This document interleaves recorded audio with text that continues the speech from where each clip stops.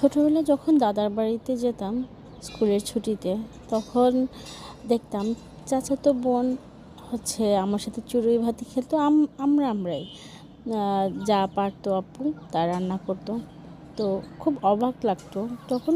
আমি বেশি বড় না, 3-4 এরকমই পড়ি। তো আপু দেখতাম আমার সাথেই ছিল আপু। তো আপু প্রায় সময় এটা রান্না করতো, ওটা রান্না করতো। বলতো, আপু তুমি কীভাবে পারো? একবার সোজা রান্না করা। আর চাচির হাত ধরে আসলে আপুর রান্না শেখা। তো আমার না রান্নাটাই খুব কঠিন মনে হতো পৃথিবীর সবচাইতে কঠিন একটা কাজ হচ্ছে রান্না করা।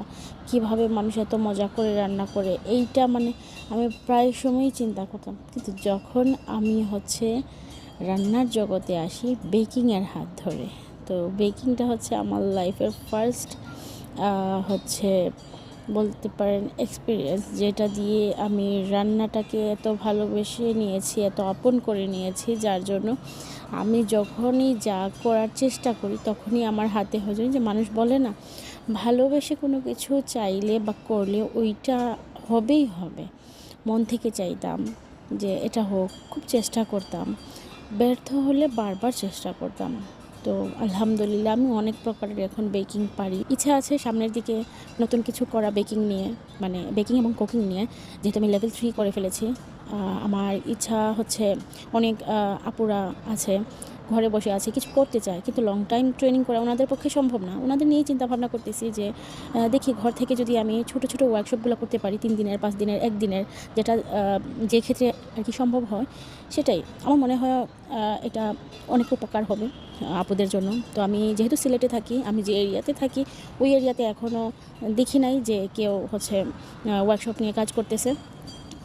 শহরের দিক থেকে বেশিরভাগ অনেক আপু, আমি নিজেও গিয়ে ট্রেনিং করেছি। তো অনেকেরা এত দূর গিয়ে করবো না, কাছাকাছি কোথাও হলে ভালো হয়। তো ওই আপুদের জন্যই আমার এই টার্গেটটা রাখা, যে দেখি আপুদের জন্য কিছু করতে পারি কিনা। সবাই আমার জন্য দোয়া রাখবে। আর এখন বেকিং নিয়ে আসলে কাজ করতে এতটা ভালো লাগে, কুকিং নিয়ে এত ভালো লাগে,